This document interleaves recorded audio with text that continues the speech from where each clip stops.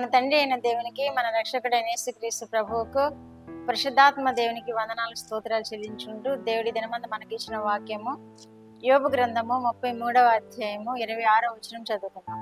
వాడు దేవుని బతిమాలుకుని ఎడల ఆయన వానిని కటాక్షించును, కావున వాడు ఆయన ముఖము చూచి సంతోషించును. ఈలాగున నిర్దోషత్వము ఆయన నరునికి దయచేయును. దేవునికి మహిమ కలుగును గాక. దేవుడి వాక్యము ద్వారా మనల్ని దీవించును గాక. ఈ యోబు గ్రంథంలో ఈ వాక్యము యోబుతోటి మాట్లాడుతున్నాడు. ఎలీహు అనే అతను ఈ మాటలు తెలియజేస్తున్నాడు. వాడు దేవుని బతిమాలు కొనగా ఆయన వానిని కటాక్షించును అంటున్నాడు.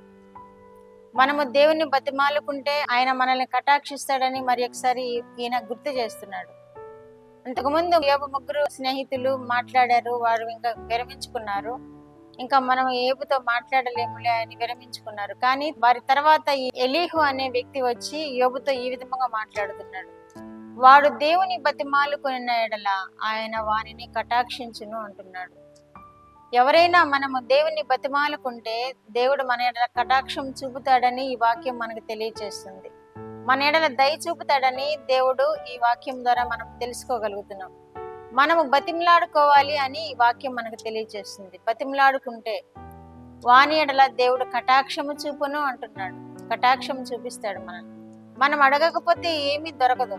అడగకపోతే అమ్మైనా అన్నం పెట్టదని ఒక నానుడి ఉంది కదా, అలాగే ఈ మాటలు కూడా దేవుని ఎడల మనం ఏం చేయాలో తెలియజేయబడుతుంది.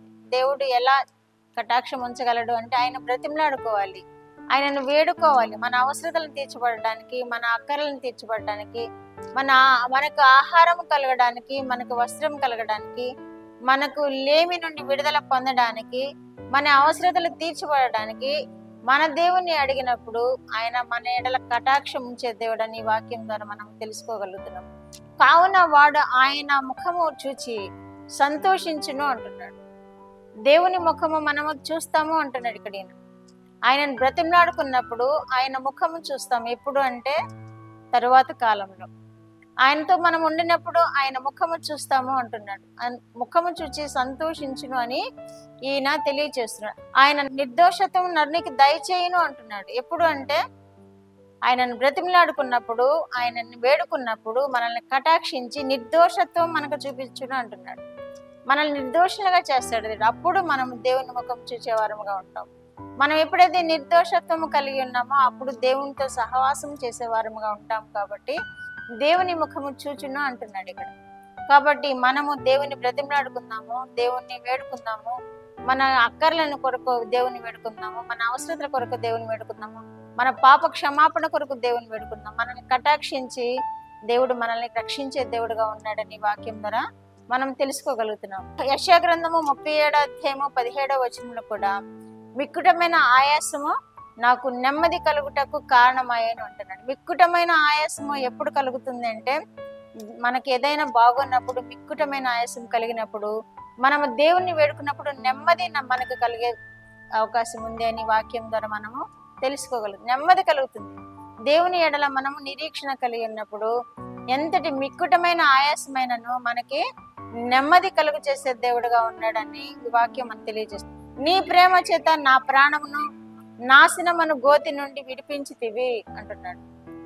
నీ ప్రేమ చేత నా ప్రాణమును నాశనమును గోతి నుండి విడిపించితివి అని ఈ వాక్యం మనకి తెలియజేస్తుంది. యోబు నాశనానికి సమీపంగా ఉన్నాడు, కానీ ఆయన దేవుని వైపు చూచాడు, దేన్ని నమ్ముకున్నాడు, దేవుని ఆధారం చేసుకున్నాడు. దేవుడు ఆయనకి విమోచన కలుగు చేశాడు, స్వస్థత కలుగు చేశాడు, నాశనం అనే కూపం నుండి ఆయన విడిపించాడు. మనమందరము కూడా ఏ బాధలో ఉన్నా, ఏ శ్రమలో ఉన్నా, ఏ ఇబ్బందిలో ఉన్నా దేవుని వేడుకున్నప్పుడు మనల్ని కూడా నాశనం అనే గోతి నుండి విడిపించే దేవుడుగా ఉన్నాడు. మనల్ని ఆ నరకాగ్ని పాలు కాకుండా మనల్ని బ్రతికించే దేవుడుగా ఉన్నాడు. ఆయన ముఖము చూసే వారముగా మనల్ని కృప చూపే దేవుడుగా ఉన్నాడని వాక్యం ద్వారా తెలుసుకుంటున్నాం. కాబట్టి మనం ఆయన్ని వేడుకుందాము, ఆయన ద్వారా మేలులు పొందుదాము, ఆయన్ని ఆశ్రయించి ఆయన మహిమ పొందుదాం. అట్టి కృప వినిచిన బిడ్డలందరూ పొందుకుందరు గాక. ప్రార్థన. మా దేవా, మా ప్రియ పరలోక ప్రభువా, మీ పరిశుద్ధ పాదములకు వందనాలు, స్తోత్రాలు. మా రక్షకుడు అయిన యేసుక్రీస్తు దేవా మీకు స్తోత్రాలు. పరిశుద్ధాత్మ దేవా మీకు స్తోత్రాలు. ఇచ్చిన వాక్యము కొరకు మీ స్తోత్రాలు ప్రభువా. వినిన బిడ్డలందరినీ మీరు దీవించండి. ఎవరైనా ఏ ఆయాసంతో ఉన్నారేమో, ఎవరైనా బాధల్లో ఉన్నారేమో, ఎవరైనా వేదనలో శ్రమల్లో ఉన్నారేమో విడిపించండి ప్రభువా, మీకు వందనాలు నాయన. ఎంతో మంది ప్రార్థనలు కోరుతున్నారు ప్రభువా, వారిని విడిపించండి దేవా. వారి బలహీనతల నుండి విడిపించండి దేవా.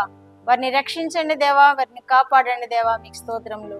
వ్యాధుల నుండి విడిపించిన దేవా, మీకు స్తోత్రములు. యోబును విడిపించిన దేవా నాయన, బలహీనలుగా ఉన్న బిడ్డలను కూడా స్వస్థపరచండి, విడిపించండి నాయన. గోతుల నుండి మీరు వెలుపలికి తీసుకుని వచ్చే దేవుడు అని వాక్యములు తెలియజేసిన దేవా.